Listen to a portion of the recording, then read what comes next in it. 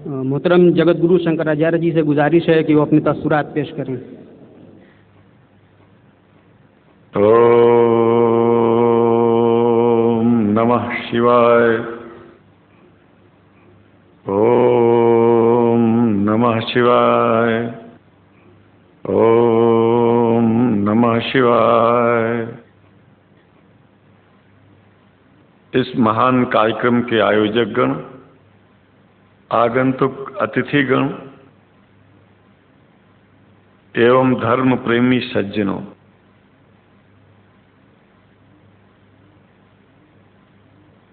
भगवान की जब कृपा होती है तो कभी धर्म की सच्चाई को जानने का अवसर मिलता है। मुसलमानों के बीच में लगातार कई वर्षों से हम जा रहे हैं और भारतवर्ष में एक नई प्रथा का प्रारंभ किया मैंने कि जब जगत गुरु शंकराचार्य भी मुसलमानों के बीच में जाकर के उनके प्रेम को समझ सके और इस्लाम की सच्चाई को जान करके इस्लाम को सारी दुनिया में एक इंसानियत का सबसे बड़ा पाठ सिखाने वाला धर्म मानने के लिए लोगों को समझावे।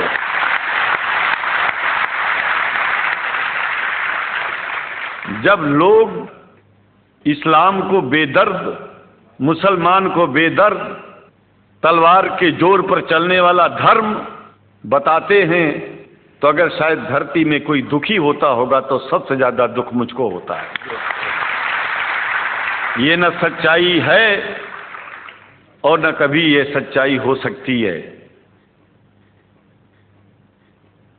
जिस इस्लाम ने पहला कलमा ही कुरान शरीफ का ये बताता है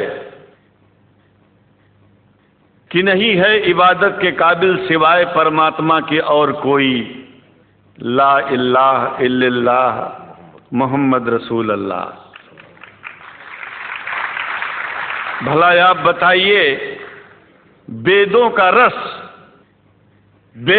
रस निचोड़ करके मोहम्मद साहब ने परमात्मा की इबादत करके परमात्मा के पैगाम को एक ही कलमे में दे दिया। इससे बड़ा ग्रंथ दुनिया में और क्या हो सकता है।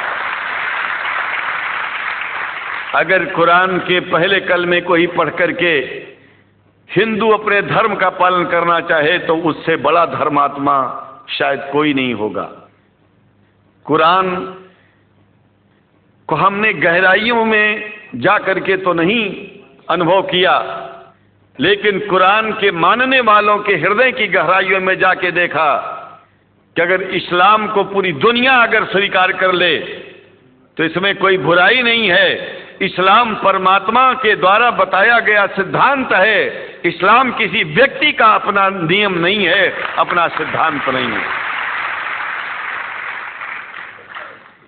कुछ लोग भेदभाव पैदा करने के लिए इस धरती पर मुसलमानों को बेदर्द कह देते हैं, इस्लाम को बुरा कह देते हैं। मैं कहता हूं उनसे बुरा इस दुनिया में कोई नहीं है। वो शैतान के बच्चे हैं, खुदा के बच्चे नहीं हैं। क्योंकि जहां तक मेरी अपनी पहुंच है, हमने वेदों को पढ़ा, पुराण को पढ़ा, शास्त्रों को, हिंदू धर्म ग्रंथों को पढ़ा। उसके बाद में मुसलमानों के बीच में जाना शुरू किया। हमने मुसलमानों से हाथ मिलाया तो हमारा विरोध किया गया। ये अंडा खाने वालों से हाथ मिलाते हैं, शंकराचार्य कैसे हैं? अरे हमने कहा कि तुम्हारी समझ में नहीं आ रहा है। वो 5 बार इबादत कर लेते हैं खुदा की, तुम घास खाते हो और एक बार भी इबादत नहीं करते हो, तो तुमसे बड़ा अधर्मी दुनिया में कौन है? तुम अपने अधर्म को देखो। किसी के पवित्रता के सिद्धांतों का विरोध करना पहला अधर्म है। आप क्या खाते हैं, कैसे रहते हैं, अगर हमें आप दुखी नहीं करते हैं तो आपसे बड़ा इंसान दुनिया में कोई नहीं है। हम घास खाएं और आपके दिल को चोट पहुंचाएं तो हमसे बड़ा अधर्मी कोई नहीं है दुनिया में। कहने का तात्पर्य सिर्फ एक है कि मैंने ये अनुभव किया है कि ये मैं एक बात जो मैंने देखा है, आप लोगों से जो प्रेम मुझे मिलता है, लोग पूछते हैं कि आप मुसलमानों में क्यों जाते हो, आप तो शंकराचार्य हो।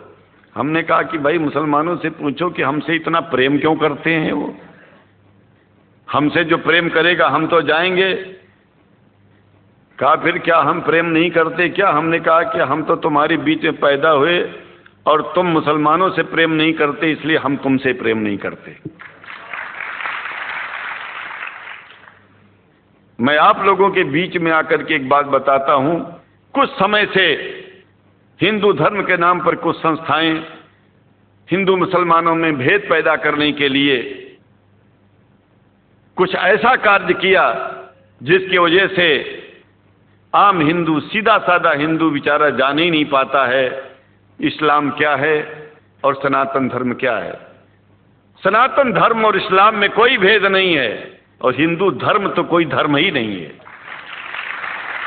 सनातन धर्म धर्म है और शायद जो संस्कृत का सनातन शब्द है, अगर किसी भाषा में उसको इस्लाम कहा जाए तो कोई बुरी बात नहीं है। इस्लाम और सनातन में कोई भेद नहीं है, क्योंकि परमात्मा एक है, परमात्मा सबका है।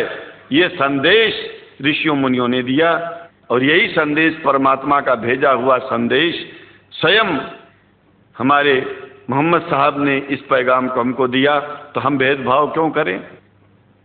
यहां पर भारत का मुसलमान, एक बात बिल्कुल मैं स्पष्ट बता रहा हूं आपसे, अगर भारत का मुसलमान सो गया तो भारत सो जाएगा। इसलिए भारत को जगाना है तो मुसलमानों को जागते रहना पड़ेगा। भारत जाग जाएगा, पूरी दुनिया जाग जाएगी। ये भी मैं जानता हूं कि भारत के सच्चे हिंदुओं को, जो सच्चे सनातन धर्मी हैं, उनको मुसलमानों से प्रेम चाहिए, उनको मुसलमानों से भेद नहीं चाहिए। अगर कोई अच्छा हिंदू है, सच्चा हिंदू अपने को कहता है, तो पहले तो सनातन धर्म को मानता हो। अगर हिंदू की परिभाषा सनातन धर्म से हट करके कोई परिभाषा है, तो ऐसे हिंदू धर्म को मैं तिलांजलि देता हूं। हिंदू धर्म कुछ नहीं है। फिर हिंदू धर्म वही है जो वेद को माने, पुराण को माने और सनातन को माने।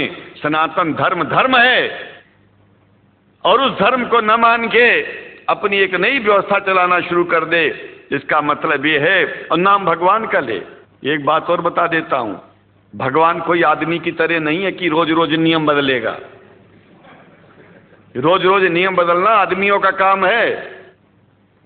हमारे पूर्व प्रधानमंत्री साहब, मुझे दुख होता है कभी कभी, यद्यपि लोग ये न समझ बैठे कि मैं उनका विरोधी हूं। विरोधी नहीं हूं, लेकिन उनको खुद सनातन धर्म की परिभाषा नहीं आती है। विदेश में जाकर के हिंदू धर्म की गलत परिभाषा कर दी है और हमको सबको ये दुख हुआ कि किस स्कूल में जाके पढ़े हैं। ये धर्म के बारे में बिना पढ़े हुए धर्म के बारे में बोलना गलत है। पहले धर्म को जान लेना चाहिए, फिर धर्म के बारे में बोलोगे तो प्रेम फैलेगा, शांति फैलेगी, इंसानियत सारे चारों तरफ, चारों दिशाओं में इंसानियत का प्रकाश होगा।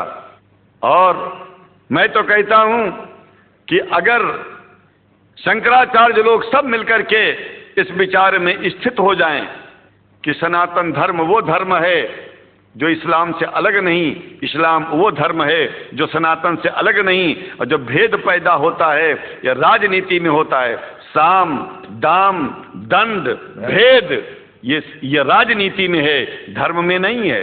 धर्म में है एको ब्रह्म द्वितीयो नास्ति, एकमेव द्वितीयम ब्रह्म ला इलाहा इल्लल्लाह। ये धर्म कहता है, ये धर्म की बात है। इसलिए हम भगवान की आराधना करते हैं, उपासना करते हैं। परमात्मा एक है और परमात्मा बार बार नियम नहीं बदलता कि धरती पर इंसान बदलते जा रहे हैं तो परमात्मा अपना नियम बदलता चला जा रहा है।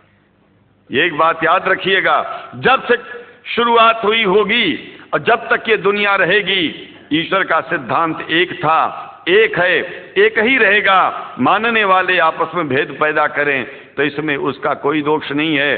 दोष तो उन लोगों का है जो लोग भेद पैदा करके प्रतिष्ठा पाना चाहते हैं। खास करके इतना जान लीजिए, धर्म भेद को मिटाता है, और राजनीति भेद को बढ़ाती है। राजनीति का स्तर केवल राष्ट्र की व्यवस्था तक है और धर्म पूरे विश्व के लिए है।